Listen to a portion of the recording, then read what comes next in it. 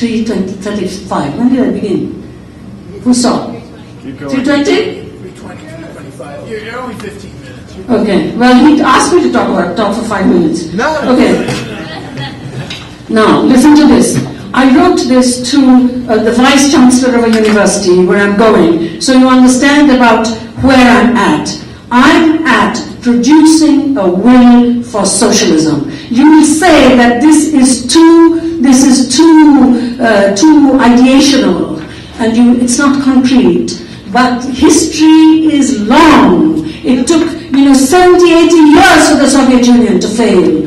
Believe me, if there is, and Joe said a wonderful thing about progressive taxation, a will to be taxed. And you see, Marx only knew about the working class giving its consent to self-quantification, which he called labor power, to self-quantification so that capital could be produced and could be used to build a just society. But now there is also taxation. So never believe anybody who says that this alienation is the whatever the hell, living labor being turned into objective whatever. That's not it.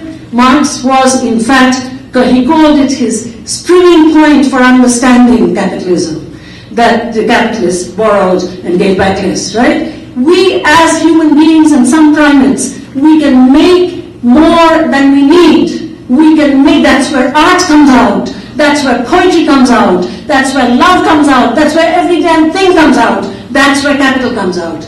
We can make more than we need. That's the margin. So Marx is saying to the workers, you are the agents of production, claim it, quantify yourself so that capital can come out, but use it. And he has a wonderful description of what that state would look like. But that's something else. Let me read you about what I'm at then. To produce a will to socialism, a will to taxation, because after victory, it is you get independence from whatever, but you have no practice of freedom, and so everything goes to hell. We have these. You will be no different. Believe me, you will be no different.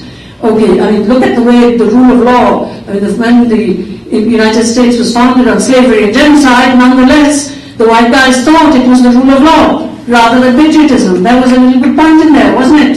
But look what's happening now. It's all patriotism and national security. The rule of law has gone to hell. Everyone believes that law is the instrument of enforcement, including the human rights people. They're talking only enforcement.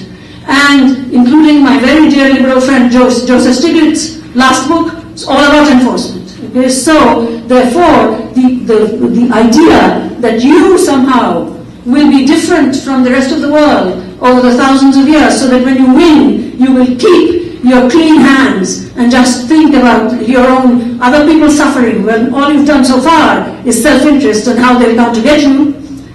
Don't deceive yourselves. You're not going to remain pure. So therefore, producing the will to socialism is a very, very important thing. The supplementing vanguardism is a very, very important thing. So I talk about Gramsci. Are there any high school students? Oh, yes, well, you are almost going to college. Because, you see, generally, I come all the time to the Young Democratic Socialists. Because although Dan left, I will say that this is a party that's not a political hobby. And really, I even liked the way he was talking about how to win little elections, because that's how you must also establish yourself. But then you have to think about this stuff. I come for the sake of Michael Harrington, frankly. I don't really give talks to anybody now. I just want to come to the young folks. That's why I like high school students, because young folks don't have their heads frozen. And they don't really know all that about self-interest yet. Because they're generally, if they come here, they're getting looked after. They're really homeless, etc. Will not crawl into, unless it's Cornel West speaking, they will not crawl into this kind of stuff. Anyway, so there was a vice chancellor from Mahatma Gandhi University in Kerala, where I'm going to be writer in residence, Kerala, India, in April. He asked me to stay 2 weeks rather than 1 week. And I said to him this: I too would have liked to stay a fortnight. This allows me, said I to him, to share with you my sadhana.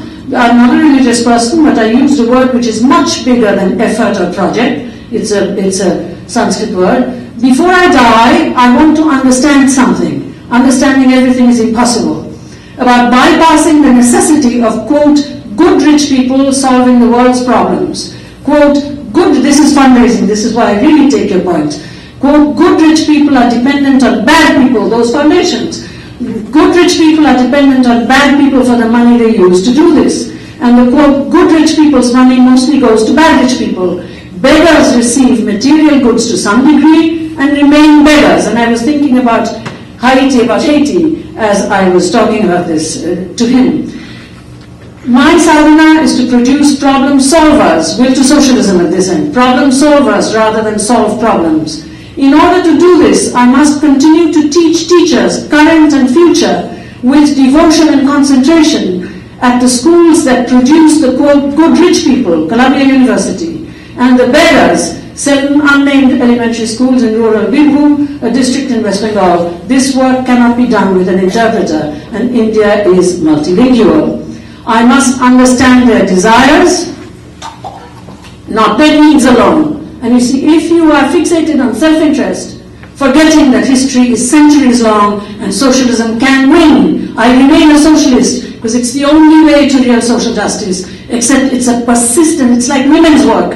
It's a persistent work. Remember, you have to clean the house every day. You can't just write a little thing and bring a government and say, oh, they're doing well, or oh, they're not doing well. It's even that whoever has been elected, his or her house has to be cleaned every day. He has to take his shit every day. He has to wipe his teeth, brush his teeth every day. He has to do everything every day. That's women's work. That's what socialism is like. Every generation is born ignorant and self-interested. Look at the way children behave and why human children have to be made children. Why they have to be made human. I don't have any children of my own, but I've had these elementary schools for 25 years, and also many, many children babysat my way out of many situations. But anyway, therefore, I must understand their desires, not their needs, and with understanding and love, try to shift them. That is education in the humanities, which is going to supplement whatever it is that you do immediately to get your hospitals funded. I have only recently been invited to participate in the elite tertiary and post-tertiary institutions in India. For you folks, India, Bangladesh, they're just globs because you're Americans. You're just one whole thing, the Bangladeshis, the Somalis, the Congolese. You don't realize that these are also places with very complicated class formations. So anybody becomes an alibi as you go in with Jeffrey Sachs to save the world. The fact that there is cultural difference between the higher level in a country, even if they speak the language not too well, how would you know?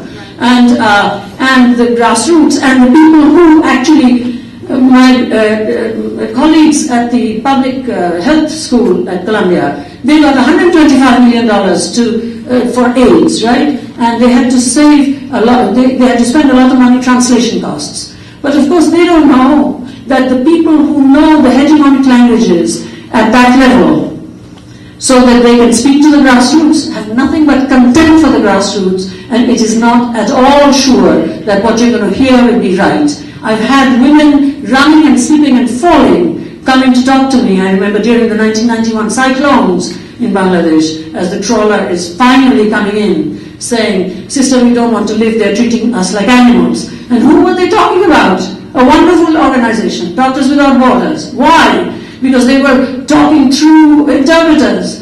And the interpreters certainly, absolutely did not care for these women, whether they lived or died, or whether they were human or animals. One has to know when one actually joins all of these groups that say that, oh, we are saving 1 million children in the world. Anyway, so I wrote, I've only recently been invited to participate in the elite tertiary and post-tertiary institutions in India, where English, which I believe is also an Indian language, can be understood. Although I feel most at home there because of the presence of critical intelligence, I cannot linger there precisely for that reason.